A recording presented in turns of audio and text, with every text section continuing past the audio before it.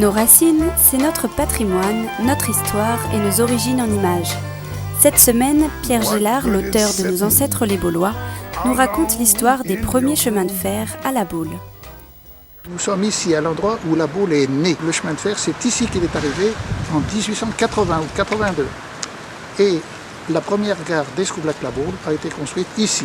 La voie ferrée venait de Saint-Nazaire, Pornichet, passait à la gare d'Escoublac-La Baule et filait après sur Le Croisic et Guérande. C'était ici la gare d'Escoublac-La Baule, la première gare qui a été transformée, surélevée pour devenir le dispensaire de La Baule. Et à l'endroit où nous sommes, ce n'était pas un jardin bien entendu, c'était des rails, voilà.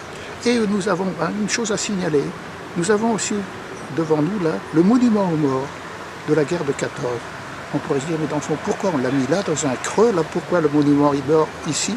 C'est parce qu'au départ, il a été à Escoublac, mais après, quand on a voulu faire un monument aux morts de la guerre de 14 pour La Baule, on s'était dit, les personnes du moment se sont dit, l'endroit le plus symbolique, c'est l'endroit où tous les jeunes de La Baule, tous les jeunes soldats partaient en train pour aller sur le front, et c'est d'ici qu'ils partaient.